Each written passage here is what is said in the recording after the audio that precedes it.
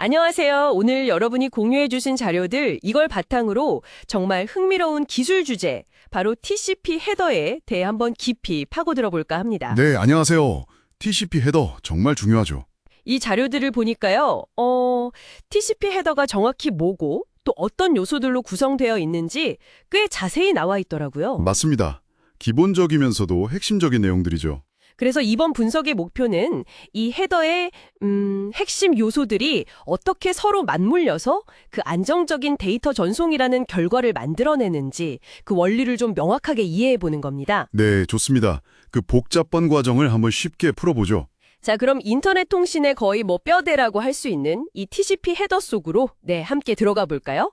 자료를 딱 보니까 역시 가장 먼저 눈에 띄는 건 주소 정보네요. 그렇죠. 시작과 끝이 있어야 하니까요. 네, 송신처 포트, 그러니까 소스 포트하고 목적지 포트, 데스티네이션 포트, 이게 바로 그거죠. 맞습니다. 데이터를 보내는 그 프로세스랑 받는 프로세스를 정확하게 딱 식별해주는 일종의 가상 문번호, 이렇게 생각하면 쉽겠네요. 네, 비유가 적절하네요. 각 16비트 크기를 가진다고 자료에 나와 있네요.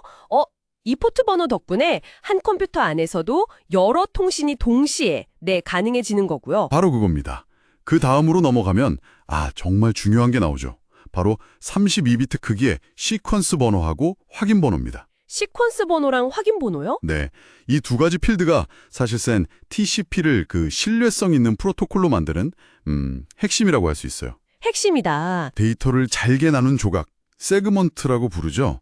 이 조각들이 순서대로 잘 도착했는지, 또 중간에 빠진 건 없는지 이걸 확인하는 역할을 합니다.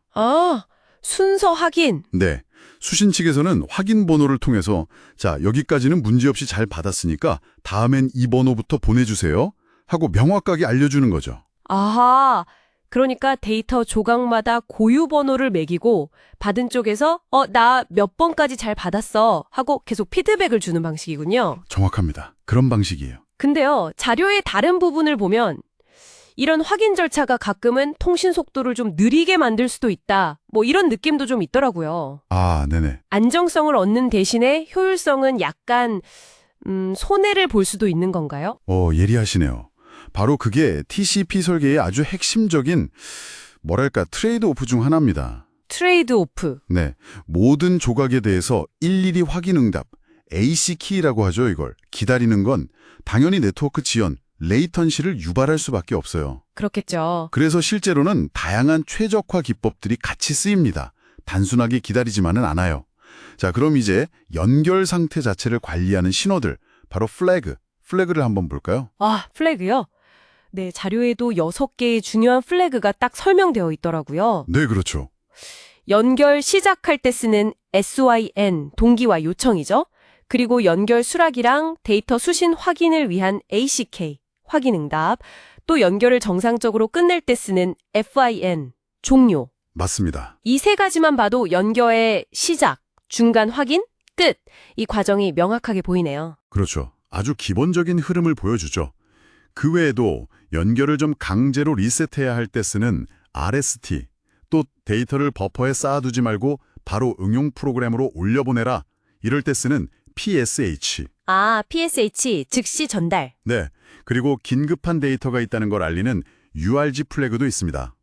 예를 들면 PSH 같은 건 실시간 입력이 중요한 텔넷 같은 경우에 유용하고요. 아하. URG는 사실 그렇게 자주 쓰이진 않지만 특정 상황에서 우선 처리 데이터 전송에 쓰일 수 있죠. 이 플래그들이 하나만 쓰이기도 하고 또 여러 개가 조합돼서 쓰이면서 다양한 통신 상태를 나타냅니다. 플래그들이 진짜 무슨 통신 상태를 알려주는 작은 스위치들 같네요. 재밌는데요? 네, 그렇게 볼 수 있죠. 그럼 이런 기본 정보 말고 통신 효율이나 안정성을 더 높이는 다른 장치들도 당연히 있겠죠. 물론입니다.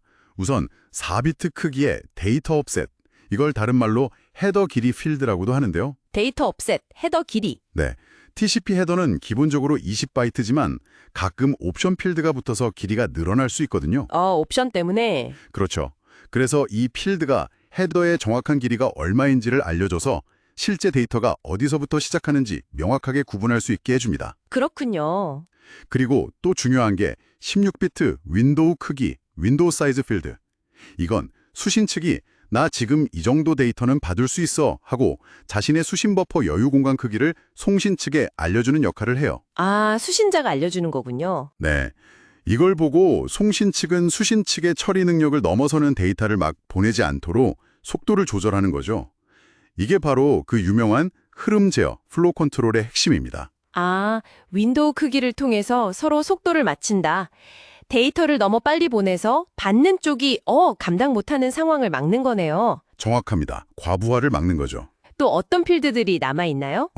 데이터 전송 중에 혹시 오류가 생기진 않았는지 이걸 검사하기 위한 16비트 체크섬 필드가 필수적이고요. 체크섬, 오류 검사. 네. 송신 측에서 계산한 값을 헤더에 실어 보내면 수신 측도 받아서 똑같이 계산을 해봐요. 그래서 값이 딱 일치하는지 확인하는 거죠. 만약 값이 다르다, 그럼 데이터가 오는 도중에 뭔가 손상됐다고 판단하는 겁니다. 아, 그래서 데이터가 깨졌는지 아닌지 알 수 있군요. 그렇죠. 마지막으로 아까 잠깐 언급했던 URG 플래그 있잖아요. 네, 긴급 데이터. 그 URG 플래그가 켜졌을 때만 의미를 갖는 16비트 긴급 포인터, 어젠트 포인터라는 게 있습니다. 이건 이제 긴급 데이터가 세그먼트 안에서 어디까지인지를 가리키는 역할을 해요. 그렇군요. 와, 정말 많은 정보가 담겨 있네요. 정리해보자면, 보내고 받는 곳의 주소, 즉 포트 번호가 있고, 데이터 순서랑 확인을 위한 시퀀스 번호, 확인 번호, 네. 그리고 통신 상태를 제어하는 여러 플래그들, 거기에 데이터 시작 위치 알려주는 헤더 길이, 속도 조절하는 윈도우 크기, 오류 검사하는 체크섬, 또 긴급 데이터 처리까지. 맞습니다. 야, 이 모든 정보가 TCP 헤더 안에 아주 유기적으로 착착 담겨 있어서 우리가 지금 너무나 당연하게 누리는 이 안정적인 인터넷 통신, 이게 가능하다는 거네요. 네, 그렇습니다. 공유해주신 자료 덕분에 이 복잡한 메커니즘이 그래도 좀 한눈에 들어오는 것 같습니다. 네, 맞아요.